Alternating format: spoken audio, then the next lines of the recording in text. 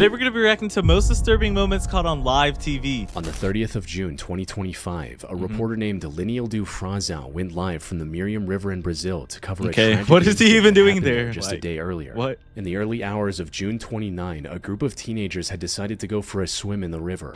Unfortunately, they underestimated its depth, resulting in the disappearance of 13-year-old Raíssa Fernandes. Oh my Seconds gosh, after entering bro. the water, her friends watched her dip beneath the surface, and that was the last Honestly, time you guys, anyone this is why I would never go to a lake. I feel like something like this would happen to me. saw her alive. Divers looked for her underwater, while rescuers scoured the riverbank, hoping she might have washed ashore somewhere. But even after hours of searching, Raíssa was nowhere to be found. Bro, Linildo what? intended to use Where this did she go? broadcast as an opportunity to educate viewers on the dangers of river currents and general river safety, not knowing that he was about to solve the mystery of Raíssa's disappearance on live TV. I guess he's like making sure that kids are safe aqui whenever they go here. É de boa, mas só que é uma descida. Aqui onde Oh, ela this se is in afogou, Spanish. I can understand. é uma descida. Pra você ver aqui, ó. Onde Spot ó, where o she tanto que eu drowned. passei aqui. Ó, So right e now, quanto guys, mais he's just você saying how deep the water is. If you don't want to read captions, that's what he's saying. anda. Ó a diferença aqui já onde eu estou agora, ó. Então, pessoal, e ainda tem a correnteza. Já, aqui já, olha, ó, passinho para One frente. tiny step A forward, água já tá and praticamente the water is cobrindo. Então, basically o over risco covering aqui him. é muito grande, é muito grande. However, nothing could have prepared him for what he was about to encounter just seconds later. Is he gonna like touch the body or Ó something? a fundura aqui, ó. Oh, I think he felt it, bro. That's what is so scary though. Imagine you're literally just swimming in the water. You're just all the way over here and then you start feeling like a body on your feet. I would probably think it's like an alligator or something. Eu acho que tinha negócio aqui no fundo da água. He says, I think there's something down there. Não, era mole. It was soft. What? Será que não é ela, não? Could it be her? Oh, so they know that she disappeared in this water, you guys. I thought he didn't know. He was just making an interview on it. Trying to demonstrate the river's deceptive drop-off, Linildo accidentally stepped on something lying on the riverbed. It was too soft and organic feeling to be a rock or a submerged log. I know which that caught him off his guard. heart dropped like crazy, bro. Imagine you know someone went missing, like your friend, and then you literally feel something soft on the ground. You probably think it's them. The murky water made it impossible to see beneath the surface. But Linildo was starting to realize what it could be, leaving him too disturbed to go back and investigate further. He got out of the water and contacted authorities immediately. And it wasn't long before divers recovered the remains of Raíssa. Oh from my that exact gosh. spot. So it was Later, her. autopsy report confirmed that there was no foul play involved. What happened to her was nothing more than a tragic accident. Bro, that's so horrifying. I feel so bad for her family and stuff. And also, after that, I would have to quit reporting. Like, that has to be the most traumatizing thing that could ever happen during, like, a newscast. Hold on. If you're watching this video and you have subscribed, what are you doing? We're trying to hit 10,000 subs, so make sure you subscribe right now. But let's get right back into this video. On September 25, 2025, the CBS 6 station in Albany, New York received a strange email with a two-page document. Okay. It contained a nearly incomprehensible rant featuring Arnold Schwarzenegger, archaic centuries-old laws, and Schwarzenegger what? Schwarzenegger what? a proposal to create a board of trustees with prosecutorial immunity. However, the most important aspect of this document wasn't its content. Instead, the reason it stood out among the hundreds of emails the channel received every day was its author, 53-year-old Lawrence Krauss. who also Whoa, included a bro, do you see the way this dude's staring at you? I'm already knowing this guy did something insane, bro. Just look at him. I'm sorry. alongside the document. You see, Lawrence was currently under investigation for ending the lives of his own parents and getting away See, with it for what did over I tell 8 y'all? years. It happened in August 2017. His 86-year-old father and 83-year-old mother were living out their retirement in their home in Crestwood Court in Albany, New York. And suddenly, they were gone without a trace. Oh my None of the neighbors gosh. saw them leaving or heard anything about where they were going. Their house was also left abandoned, with Lawrence only visiting it occasionally to collect mail, mow the lawn, and clear the snow. When asked about his And parents, nobody he thought claimed something was suspicious, bro. Look at this house. It's completely vacant. And you knew people lived there. Don't you think something happened? that they had moved back to Germany and won't be coming back. The neighbors had Oh, no okay. reason to They're distrust moving? Lawrence, I guess that so no kinda one makes questioned their sense. absence and life went on as usual. A distant relative even requested a welfare check in 2020. But the neighbors repeated the same explanation Lawrence had given, ending the officer's questioning without any further suspicion. It wasn't until mid-2025 that the Albany police became aware of something shady going on with the Krauss family. Someone had been collecting Lawrence's parents' social security payments, even though the two hadn't been seen in years. So guys, what I think is they're not alive and people are using their name to get free money. That's so evil. This resulted in the police launching a formal investigation, and after months, finally executing a search warrant at the Kraus home on September 23rd. Over the next 48 hours, detectives collected thousands of financial documents and other evidence. More importantly, they discovered the remains of Lawrence's parents buried in the backyard. Lawrence likely knew that he was the prime suspect. You have to be the most evil of evil to end your own parents and then just get their money for free. Like, do you need money that bad, bro? Like, what's wrong with you? But instead of turning himself in or trying to run away, he made the unusual decision of sending this document to the local news network alongside his contact information. One of the directors at CBS 6 was familiar with the Kraus case and immediately jumped at the opportunity to interview Lawrence. After giving him a call, Lawrence claimed that he was willing to do a live interview with the channel only if they published his document on the internet for everyone to see. The network agreed, and less than an hour later, Lawrence was sitting with his... This guy's just a creep. Like, I know I said this earlier, but you can tell he was not right in the head whenever he did whatever he did. CBS 6 reporter for a live interview. Lawrence was a bit hesitant at first, but after some pressure, he cracked and confessed to everything. I want to hear from you. Yeah. What did you do to your parents? I buried them in their property. You buried them in the backyard How'd they die, of that though? house in Albany. Right. When it actually happened, when your parents died, did they know it was happening to them? Oh, yeah. And they knew it was at your hand? But yes, no one else's. Right. Oh my gosh, bro. He's so rational. realized- Like, he's acting so calm about this. Bro, this is not normal. Doing to them as it happened. Yes.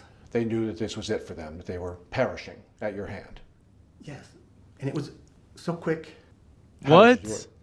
Yeah, I can't talk about that. Well, you've just told us that Right. it was at your hand. Right. Were there drugs involved? Was no. there a suffocation? Was there... You suffocated them. So he's admitting to this, bro. This guy is evil. Yeah.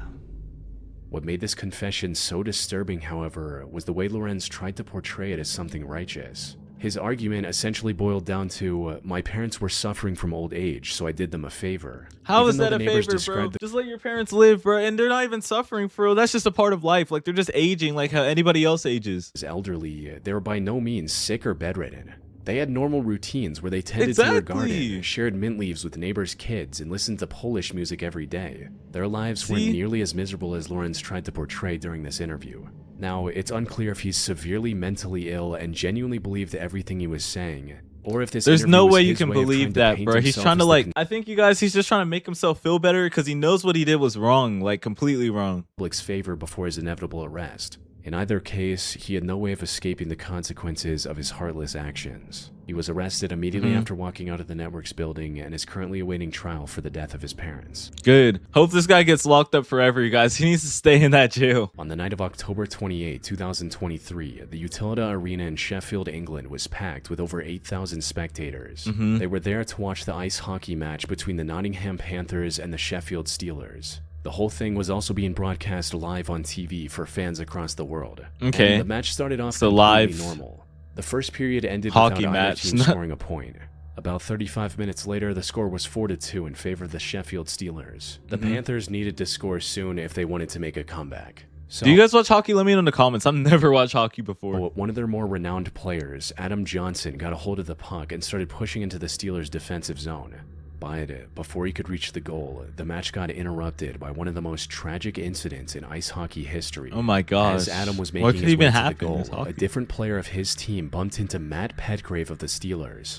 This resulted in Matt getting launched in the air and slicing Adam's neck with one of his skates. Oh For those my who don't know, gosh. professional hockey skates are sharpened to a razor's edge. So it took very Holy. little force to leave a deep laceration Oh, even thinking about that hurts, bro. I couldn't imagine going through something like that. across Adam's neck, causing him to bleed profusely in front of both the live crowd and the TV audience. Medics at the arena tried to stop the bleeding, but the cut was too deep. Oh my He had already lost gosh. a lot of blood on the ice. Adam was then rushed to a nearby hospital. Unfortunately, despite going into surgery as quickly as possible, Adam couldn't survive the injury and passed away just hours later. Matt my was arrested goodness. shortly after on suspicion that he had cut Adam on purpose. However, I don't think he did on investigators purpose, found but no that's foul play in Adam's awful. death and ultimately ruled it a tragic accident. The only silver Dang. lining in this entire case is that it resulted in the English Ice Hockey Association making net guards mandatory for Okay, all that's good. players. I can't believe that they didn't have net guards before, especially when you know you're playing with something that sharp where someone could just die in any second. I would instantly implement that. Like, that's awful for you guys. Rest in peace. On the evening of September 2, 2011, TVN, one of the biggest networks in TVN? Chile, was airing the latest episode of a show called Calle 7.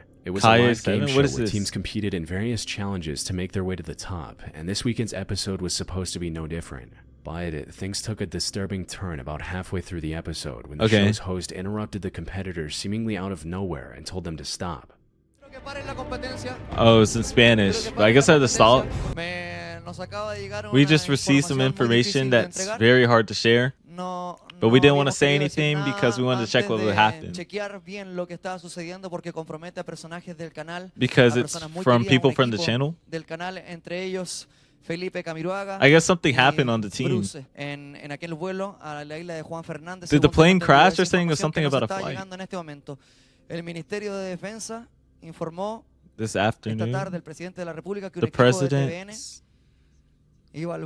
was on board an aircraft and there was a crash? However, the reason for this interruption had nothing to do with the show itself. The host was talking about the C-212 Chilean Air Force plane that departed from the Arturo Merino Benitez International Airport earlier that day at around 2 p.m. It was headed for the Robinson Crusoe Airport, located hundreds of miles off the coast of Chile.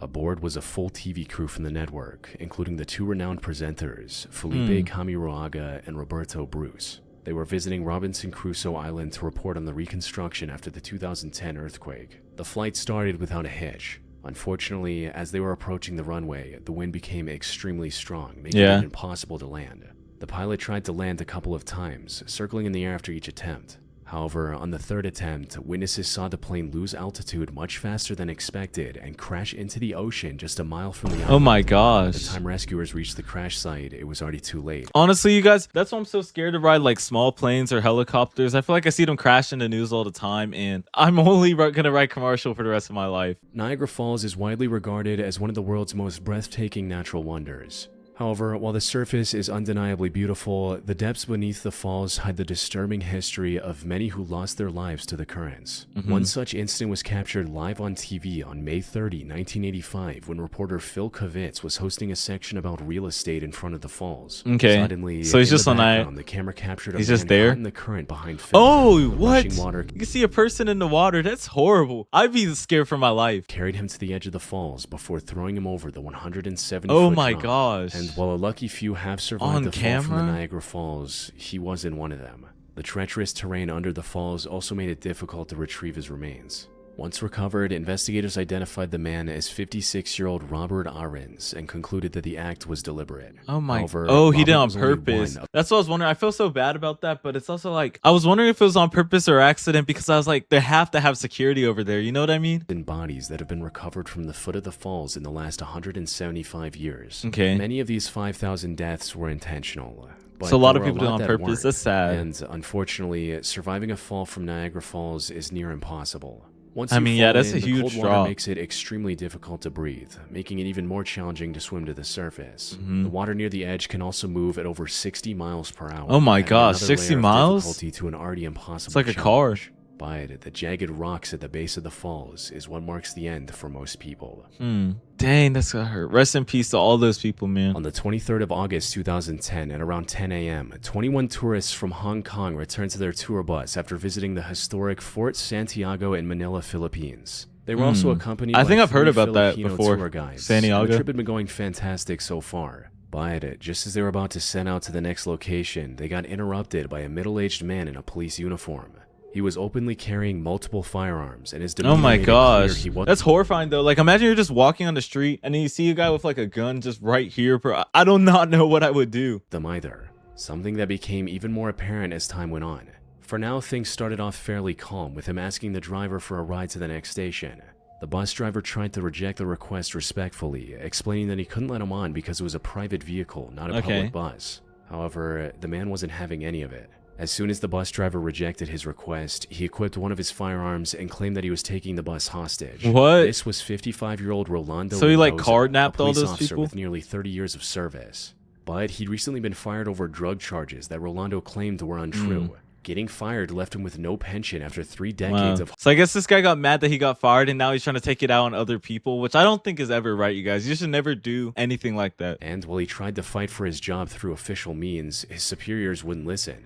In an act of desperation and defiance, Rolando took this bus full of tourists hostage and presented a that's single awful. demand. He wanted his job back. What can they do about it though? Like, what are you gonna get from asking strangers for your job back? They don't even know where you worked at. Colleagues establishing communications without any pushback. They were even able to convince him to release a few of the hostages. Granting his relatively simple demand would have been easy, but what followed was one of the biggest hostage disasters in the country's history, all because those in charge couldn't agree on the next move. Things started going downhill when Rolando's brother tried to approach the bus and was immediately detained by the officers. This made the already furious Rolando even angrier and more unstable. Oh my gosh. The situation only got worse once the media got involved. Nearly every news channel in the country started broadcasting the situation. There's no live. way that many They people are talked about recording. everything. You got to think about it though. The people on the bus are now even scared because they have 100 cameras pointed at them. They probably think it's over for their lives or something. That's awful. Including the plans officials were making outside. What they didn't know, however, was that the bus had a working TV and Rolando was watching and listening in on everything.